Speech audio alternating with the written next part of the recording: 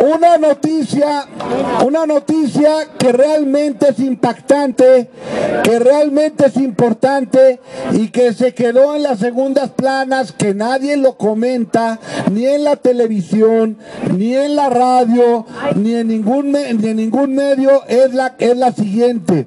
Fíjense bien. ¿Cuál fue la fuerza del PRI? La mayor fuerza del PRI, ¿cuál fue?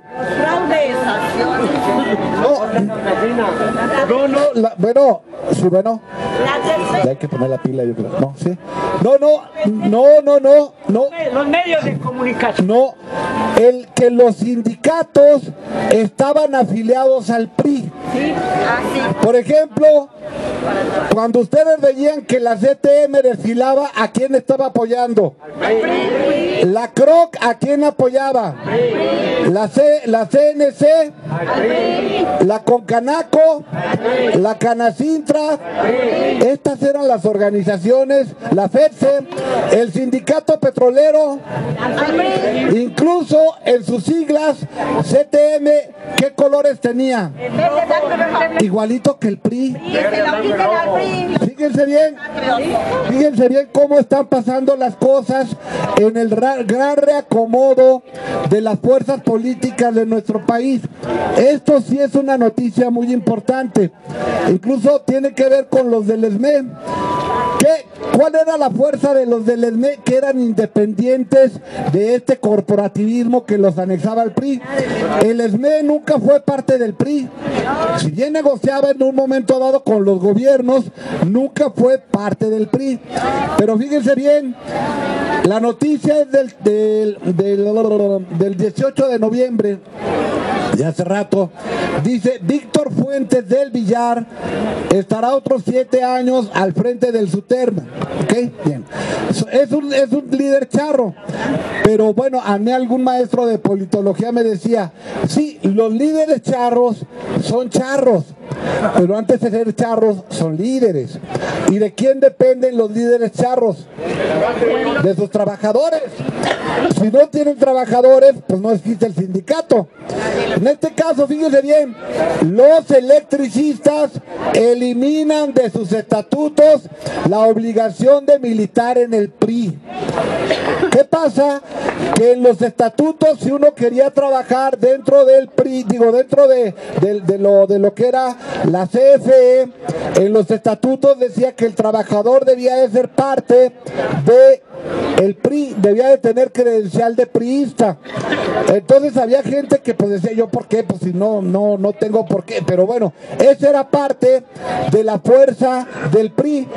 Este es ya el inicio de la debacle de la fuerza original que tenía el PRI. Le voy a leer la noticia. Dice: previo al inicio del gobierno de Andrés Manuel López Obrador, el 1 de diciembre, los viejos dirigentes sindicales eternizados en el cáncer han apresurado su reelección. El petrolero Carlos Romero Deschamps y el ferrocarrilero Víctor Flores se sumó el electricista Víctor Fuentes del Villar. ¿Qué pasa? Por ejemplo, Carlos Romero Deschamps hizo todo lo necesario para que votaran a favor de él los petroleros, pero sucede que ahora, con la reforma que hicieron los diputados, ya hay libertad sindical. Y tuve una discusión con una persona más o menos cercana que es electricista y dice: cuando hay alguna bronca, a ver cómo le hacen con su delegado sindical. Le digo: lo que pasa es que ahora es posible que los trabajadores en esa delegación sindical hagan otro sindicato. Antiguamente ya no se podía. Ahora ya cualquiera puede hacer su sindicato con 20 trabajadores nada más. Esto es la pérdida. Ahora, ¿qué es lo que están haciendo estos? Los que estaban antes afiliados al PRI, pues le quitan ¿cómo se llama? La obligación a los trabajadores de ser parte del PRI. Ahí sigue la noticia.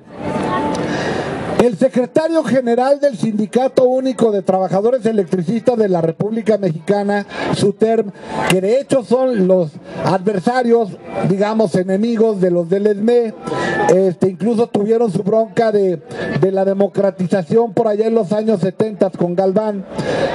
prorrogó su mandato hasta 2025. Fíjense bien, ellos se acomodan, tratan de no perder el poder y los privilegios como sindicalistas, pero ya se les está acabando. Entonces están tratando de sobrevivir a como dé lugar.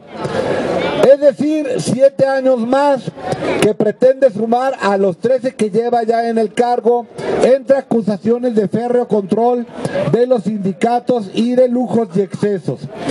Fuentes del Villar se religió en el 18 Congreso Nacional Ordinario del SUTERM, que se realizó en Cancún del 12 al 16 de este mes, en el cual aprovechó para modificar los estatutos sindicales a fin de eliminar disposiciones corporativistas como, fíjense bien, la obligación de militar en el Partido Revolucionario Institucional, PRI, y apoyar a sus candidatos o votaciones por aclamación. Esto también es interesante. La mayoría de las votaciones en los sindicatos eran, así como a veces consultamos aquí, por ejemplo, ¿quién ya almorzó?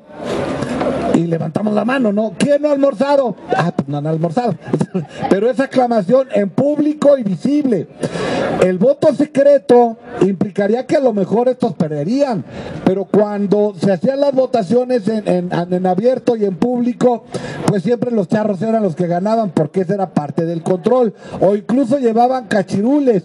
Resulta que, por ejemplo, hay 60 de una unidad sindical y votan 200. Dices, ¿de dónde salió esta gente? No, es que ellos están en la nómina. Pues sí, así solía suceder. Bueno, se eliminaron del programa de acción del estatuto, fíjense bien cuántos artículos tenía. Los artículos 27, 28 y 29 y 30 referidos a la obligatoria militancia de todos los electricistas en el PRI y la solidaridad con los gobiernos de la revolución. Esto está bien interesante porque aun cuando en el sindicato los obligaran a estar afiliados al PRI, a la hora de votar, ¿por quién podían votar? Por el PRI. Por quien quisieran. Es decir, pero luego resulta que la gente dice, es que si no voto por el PRI a lo mejor me corren, o a lo mejor me meto en broncas con el sindicato. Y el sindicato es realmente todavía muy fuerte, pero bueno. Disposiciones adicionales. Se eliminó también del artículo 44 estatutario la obligación del secretario de Acción Política de cuidar que los trabajadores apoyen las candidaturas a puestos de elección popular que sostenga el PRI, al igual que trabajar en forma sistemática a favor de la afiliación individual de los miembros del sindicato al tricolor. O sea, este era un control muy férreo. Ahora nadie, fíjense bien lo interesante que está pasando. Llegaron los del Sindicato Nacional de Trabajadores de la Educación, el CENTE, a la Casa de la Transición y le dicen a Obrador, el Bester, y luego le dicen, denos una señal, ¿cuál es la línea? Y entonces Andrés Manuel le dice, pues la línea es que no hay línea. O sea, ustedes deben, como sindicato democrático e independiente, cada quien decidir al interior de su sindicato. Si quieren tener charros, pues es su bronca. Pero ya ¿cómo se llama? Ya el presidente ya no depende de los sindicatos como dependía de la CTM, de ¿cómo se llama? Del CENTE, de la FEDSE o de todas estas organizaciones, incluso las patronales. La dirigencia del SUTERM hizo otros cambios a los estatutos relacionados con el convenio. Fíjense, esto es lo que más cambió. La aportación de los diputados al convenio 98 de la Organización Internacional del Trabajo, OIT, que ya desde muchos años estaba ratificada por México, pero no estaba ubicada en las leyes mexicanas. Recién ratificada por el Senado, y en el que se consagra la libertad sindical y el derecho de los trabajadores a elegir a sus representantes y a tomar toda decisión bajo el voto secreto y directo. Esto ya está, ahora sí que, como dice la canción de Bob Dylan, los tiempos están cambiando y eso es lo que está generando la reacción. Vamos a tener que ser muy fuertes ante la reacción. Estas reacciones se están viendo con esto de los privilegios, de los salarios de los magistrados, que bueno, 600,000 pesos, yo hay días que no los gano. No sé ustedes qué tanto ganen, digo, como para andar aquí, pues con zapatos que duran un año o dos, porque pues son los únicos que tienen uno o dos. Digo, yo no sé cuántos zapatos tengan estos o cuántas casas. A los trabajadores que están afiliados al IMSS, la lana que les prestan para una casa son 300,000 pesos, o sea, una quincena de lo que gana uno de estos señores. Algo no está bien, algo está injusto y algo no está igualitario. Lo que sería en otros lugares, en otros países, un gran honor, el servir a su patria y el servir a la sociedad, estos lo ven como la gran inversión, como el gran negocio, y además es una justicia de pésima calidad. Acordémonos nada más del juicio a Lidia Cacho, que incluso nosotros fuimos a aventarles huevos ahí. ¿Por qué? Porque pues son muy chafas como jueces. Cualquiera de nosotros tiene más sentido común. Hasta Sancho Panza lo tiene mejor el sentido común para ¿cómo se llama? Para brindar la ley.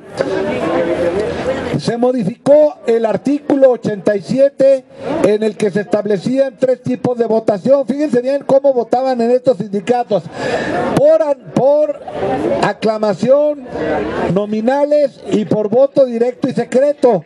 Pero luego en las asambleas siempre decían: ¿prefieren ustedes que sea por aclamación? Sí, por aclamación, ya todos los charros. Y entonces pues se tenía que ver que todos levantaran la mano, ¿no? Claro, es que esta no es la democracia y qué sé yo, los charros eran charros y saben manejar el asunto. La nueva redacción desecha decisiones por aclamación. Fíjense bien cómo se están cambiando las cosas en todo el país, pero establece que puedan ser a mano alzada. O sea, sigue siendo todavía a mano alzada. Para tomar acuerdos en asambleas seccionales y delegacionales, para plenos del Comité Ejecutivo y la Comisión de Justicia, así como en consejos y congresos nacionales.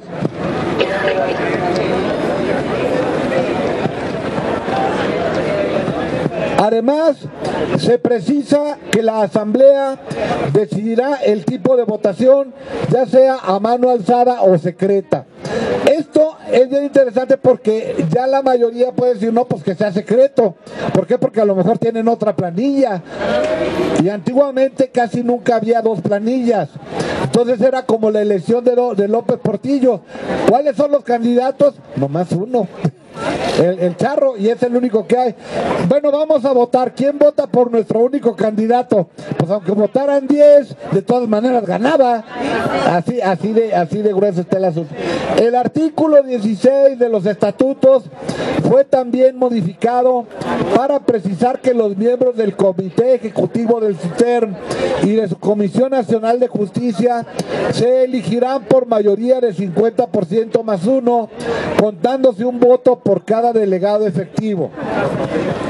La redacción anterior estableció la elección de los dirigentes por mayoría de votos, contándose un voto por cada sección, independientemente del número de delegados efectivos que se haya acreditado. Siguen las tranzas, siguen las ¿cómo se llama? Las faltas de equidades, pero sí están, ya el hecho de que quiten la obligatoriedad de ser priistas para ser electricistas, pues está así como, incluso hasta los que recogen la basura tenían que ser priistas, así de grueso está el asunto. Fíjense bien, hay organizaciones como la CNOP que incluye a una sección que son la UNDANA, Unión Nacional de Artistas No Asalariados. ¿Quiénes son estos artistas no asalariados? Los que chambean cantando en los camiones, los que chambean de payasos en la Merced, los merolicos y la UNDANA, y bueno, hay de todo de la UNDANA. Y en la UNDANA Pues por supuesto que pertenece a la CNOP pertenece al PRI. Cuando los mejores momentos del PRI, la Undana hacía desfilar a los payasos, a los mariachis, a todo este tipo de artistas no asalariados.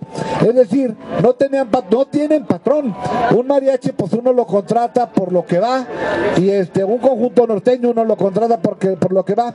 Pero ¿qué pasa? Que si no pertenece a la Undana no puede trabajar. O sea, este tipo de control, ese es el control real que tiene el PRI de todos los lugares. Si alguien se pone a trabajar de mariachi, a ver dónde está tu credencial.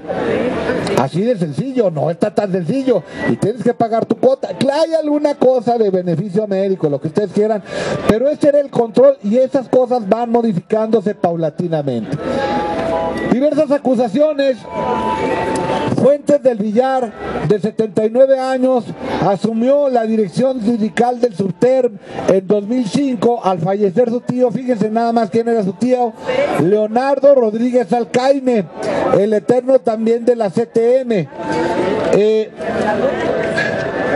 En esos 13 años han enfrentado diversas acusaciones de enriquecimiento ilícito, de poseer infinidad de propiedades y vivir como magnate. Nosotros todos sabemos que el ser líder de un sindicato de esta categoría, nada más por la cantidad de cuotas sindicales, es una lanotototota. ¿Y cómo se administra? No hay que darle cuentas a nadie. Y entonces por eso pues estas personas, así como el Bester Gordillo, se hacen ricas nada más con las aportaciones. ¿Quién? Sí, con las aportaciones de los trabajadores. Se hizo público en agosto pasado que su hijo Carlos Alberto, funcionario de la Comisión Federal de Electricidad, obtuvo una jubilación adelantada de 200,000 pesos mensuales. Digo, pues pobrecito, pues es que no llegan los salarios de un magistrado de la Suprema Corte, ni a la tercera parte. Bueno, la dirigencia del SUTERM, que encabeza Fuentes del Villar, publicó ayer un desplegado dirigido, fíjense bien, ya se alinearon, dirigido a López Obrador, en el que se le informa de su relación democrática y le ofrece que durante su gobierno los 85,000 electricistas pondrán su mayor esfuerzo para engrandecer a la CFE. Y fíjense, esto coincide con lo que Andrés Manuel acaba de declarar ayer en Chiapas sobre la compra de electricidad a los privados, que esto es la peor tranza que tenemos en el país sobre la energía. El compañero Manolo, ojalá y después nos abunde sobre el asunto, porque ellos son de los que más saben de esto de la producción, ¿cómo se llama? Y compra y venta de la energía eléctrica y de la propuesta de hacer la tarifa social. Bien, por ahí va un poquito la cuestión, y efectivamente el hecho de que ya no se obliga a los trabajadores a ser parte del PRI es realmente un avance en lo que es la democratización de nuestro país. Pues el que se quiera, bueno, ya es que realmente a la hora de votar tampoco podían forzar a la gente a que votara por el PRI, pero esto implicaba una serie de cosas y de relaciones, de favores obtenidos, de seguridad en la chamba y una cosa. Antier oí una teoría muy interesante de por qué se logró el triunfo de Obrador. Esto sí realmente me pareció interesante. Fíjense bien, ¿cuándo se ha metido Estados Unidos en las elecciones en México? ¿Y ahora por qué ganamos? ¿Por qué no se metió Estados Unidos ahora en la elección? Fíjense, la teoría que me platicaron dice, no tiene lógica. Fíjense bien, Donald Trump nos odia y mucho, es decir, somos rateros y somos violadores para Donald Trump. Y entonces en su odio extremo se pone a revisar el presupuesto estadounidense, y había, según esta persona que dice esta teoría, dice, había una partida exclusiva para controlar a México. cosa que siempre hemos sabido que siempre hay injerencia de la CIA y de otras instancias, la DEA y otras instancias estadounidenses en nuestro país. Las embajadas, nada más con el plan de la embajada, cuando matan a Francisco I. Madero, precisamente es la embajada de Estados Unidos la que organiza el asesinato y el golpe de Estado contra Francisco I. Madero. Y en este caso, ¿por qué no hubo esta intervención? Porque Trump dijo, no, ya no va a haber dinero para México. Digo, se oye lógico, ¿por qué? Porque ahora funcionó la democracia, porque no hubo intervención estadounidense. Y dices, en 2006, por supuesto que tuvo que haber intervención estadounidense, siempre la ha habido. Entonces es la primera vez, ahora gracias al odio que nos tiene Trump, pudimos acceder al poder. Está lógico, quién sabe si sea cierto. Pero bueno, yo creo que sí tiene algo de lógica. Bien, le pasamos el micrófono a la compañera Ángeles. A ver. Ahorita, Ángeles, espérame. Otra vez, porque allá empezó a llegar gente, vuelvo a repetir.